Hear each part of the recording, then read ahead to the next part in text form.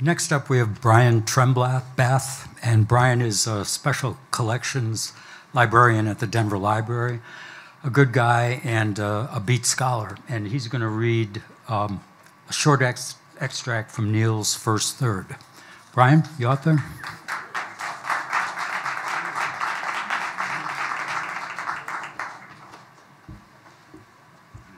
Well, thank you for having me tonight. It's quite an honor. I'm Brian Trembath. As he said, I'm with Denver Public Library at our Western History and Genealogy collection, where we have what is the only copy of the first third in the entire library system.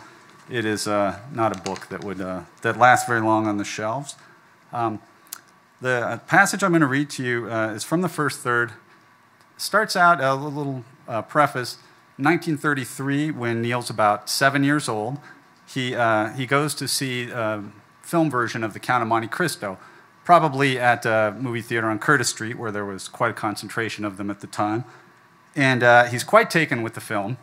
The next day, he goes to Ebert Elementary School library, which is about 5 blocks from where we are right now, and checks out the book.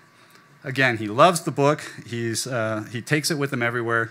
Even as he goes to the house of a wealthy classmate, who has a pond in his backyard that's stocked with turtles. And Neal's quite taken with the turtles. He describes them in some detail. And while he's looking at the turtles, he takes the book and puts it in the fork of a tree behind him.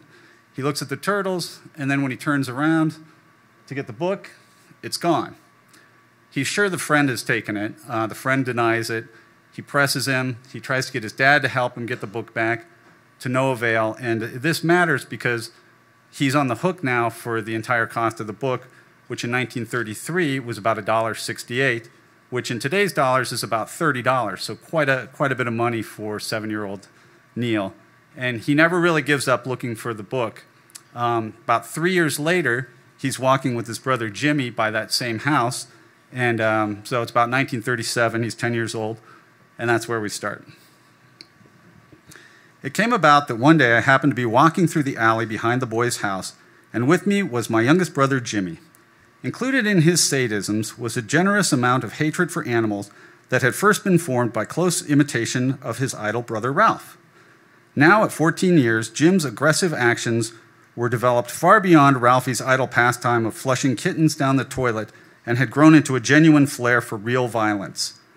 I remember the summer before, I had seen them together practice sharpshooting with a .22 in an East Denver vacant lot to which they retired after spending the AM gathering up stray cats. One would toss the screeching creature skyward after swinging it by the tail to gain full velocity, while the other shot it full of holes before it fell to earth. Particularly did Jimmy abhor black cats, and on this day, when one casually passed before us, he dashed after it in murderous pursuit. Catching it quickly, he swung it overhead by the inconvenient tail handle and flung it against Freddy's ash pit with all the strength he had. He pounced on the dazed cat before it could recover and smashed it into the concrete again and again. But the hapless creature refused to die easily. Although its exposed brains were splattered about and through the blooded mess of its crushed face, the solemn eyes winked more slowly under the impact of each new blow. Near the end, in the exhaustion of his savage excitement, Jim's aim became poor, and his last weakened throw of the feline missed the target and instead tightly wedged the animal in a narrow crack separating the ash pit's bulk and a garage wall. And there it died, in silent spasms of its limp and swollen body, and of course, all the time he was pounding the cat to death, I was screaming and pulling his arm to try and stop him, while he tried, by several tugs, to extract the beast so as to continue the slaughter. Then he suddenly decided to quit.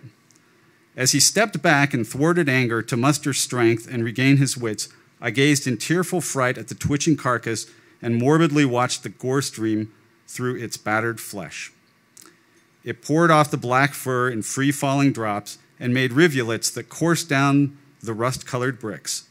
As it sought its level, there began to form a pool of dark liquid on my book. My tears ceased their flow, and my heart refused a beat in that instant of finding my long-lost count. There it was, exactly as Freddy must have tossed it for a careless prank, and after 3 years of exposure to Denver's severe climb, it now lay mangled as the dying animal which was now further desecrating my treasured tome. Disregarding the cat with difficulty, I forced my arm far enough into the space for my fingers to grasp the binding and bring forth my old hero. I scraped off the fresh blood and bits of entrail matter with all the thoroughness my sickened nerves could muster for this task of love, and smoothed the weather-stained pages with great care. And thus my soiled prize was regained and resurrected anew where the pleasures laid so ruinously low since it had been lost. And so it was, he got his book back, though he did not get to take it back to the Ebert Library, and it became an issue that they wouldn't let him graduate from Ebert Elementary School on to junior high unless he had paid off the book, and he did get the money from his sister-in-law, who he describes it as a morning's worth of tips, was how he paid it off. So that's it. Thank you.